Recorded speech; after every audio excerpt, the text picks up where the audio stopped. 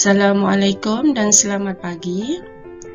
Hari ini kita akan sambung semula faktor yang mempengaruhi bentuk bayang-bayang. Sebelum ini, cikgu telah membincangkan tentang faktor yang mempengaruhi saiz bayang-bayang. Hari ini kita akan bincangkan pula faktor yang mempengaruhi bentuk bayang-bayang. Bentuk bayang-bayang dipengaruhi oleh yang pertama, orientasi objek, yang kedua, kedudukan sumber cahaya. Mari kita lihat eksperimen ini untuk kamu lebih memahami tentang bentuk bayang-bayang. Faktor yang pertama ialah orientasi objek berubah. Lihat, objek diubah kedudukannya.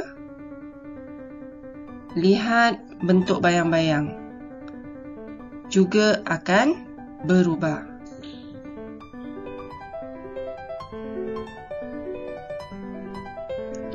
Manakala faktor yang kedua ialah kedudukan sumber cahaya berubah.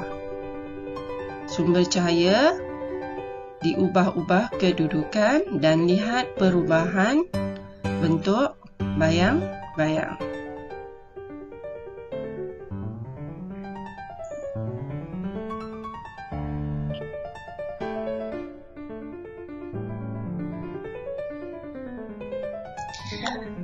Mari kita bincangkan eksperimen ini selanjutnya dan juga beberapa kemahiran proses sains yang terdapat di dalam eksperimen ini. Yang pertama ialah eksperimen orientasi objek berubah. Lihat gambar raja ini dengan teliti di mana kedudukan sumber cahaya tidak berubah, hanya kedudukan ataupun orientasi objek yang berubah. Dan lihat bentuk bayang-bayangnya. Tujuan eksperimen ini dijalankan adalah untuk menyiasat hubungan di antara orientasi objek dengan bentuk bayang-bayang yang terhasil. Hipotesis ataupun jangkaan awal dalam eksperimen ini ialah jika orientasi objek berubah, maka bentuk bayang-bayang akan berubah. Manakala pemboleh ubah di dalam eksperimen ini ialah ada 3 pemboleh ubah. Yang pertama, pemboleh ubah dimanipulasi, iaitu perkara yang diubah-ubah dalam eksperimen ini. Apa yang kita ubah ialah orientasi objek ataupun kita boleh sebut juga sebagai kedudukan objek. Yang kedua, pembeli ubah bergerak balas. Apakah yang kita perhatikan pada akhir eksperimen ini? Apa yang kita hendak lihat? Yang kita hendak lihat ialah bentuk bayang-bayang. Pembeli ubah yang ketiga ialah pembeli ubah dimalarkan. Pembeli ubah dimalarkan ialah perkara yang sama ataupun yang tidak diubah-ubah daripada awal eksperimen hingga akhir eksperimen untuk mendapatkan keputusan. Jadi, pembeli ubah yang dimalarkan di dalam eksperimen ini ialah kedudukan sumber cahaya. Okay, kita lihat apakah pemerhatian jika orientasi objek yang pertama bentuk bayang-bayangnya seperti yang dipaparkan. Orientasi objek yang kedua, okay, bentuk bayang-bayangnya seperti yang dipaparkan juga. Dan kesimpulan daripada eksperimen ini ialah apabila orientasi objek berubah, maka bentuk bayang-bayang yang terhasil juga berubah. Kita bincangkan pula eksperimen seterusnya, iaitu kedudukan sumber cahaya yang berubah. Kita lihat gambar raja, di mana kedudukan sumber cahaya telah diubah dari A ke B, manakala kedudukan objek tidak diubah, masih di tempat asal, dan kita perhatikan bentuk bayang-bayangnya berubah pada kedudukan A dan juga B. Okey, kita akan bincangkan seterusnya. Apakah tujuan penyiasatan dalam eksperimen ini? Untuk menyiasat hubungan di antara kedudukan sumber cahaya dengan bentuk bayang-bayang yang terhasil. Berbeza dengan yang pertama tadi.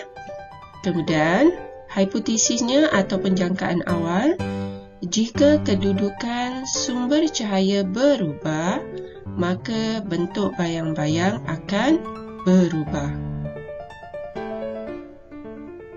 Pemboleh ubahnya ada 3. Pertama, dimanipulasi atau perkara yang diubah dalam eksperimen ini ialah kedudukan sumber cahaya, di mana pada awalnya di kedudukan A dan yang kedua diubah pada kedudukan B.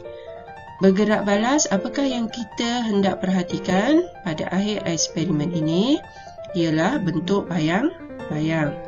Dan pemboleh ubah dimalarkan ataupun perkara yang sama dan tidak diubah ialah kedudukan objek. Pemerhatian, kita lihat dalam jadual, kedudukan sumber cahaya pada kedudukan A untuk bayang-bayangnya seperti berikut, dan pada kedudukan B bentuk bayang-bayangnya seperti yang dipaparkan.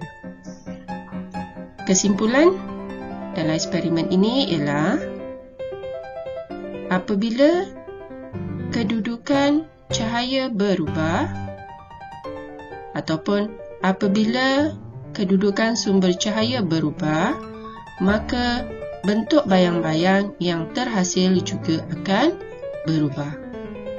Kalau kita lihat pada tujuan dan juga hipotesis daripada eksperimen yang pertama tadi, kita hanya letakkan pemboleh ubah manipulasi dan juga pemboleh ubah bergerak balas. Di sini kita ambil di sini dan juga di sini. Begitu juga dengan kesimpulan. Berdasarkan eksperimen yang telah dijalankan tadi, apakah kesimpulan kamu tentang faktor yang mempengaruhi bentuk bayang-bayang? Pertama, kesimpulan yang boleh kita buat ialah apabila orientasi objek berubah, maka bentuk bayang-bayang akan berubah. Manakala kesimpulan yang kedua, apabila kedudukan sumber cahaya berubah, maka bentuk bayang-bayang akan berubah.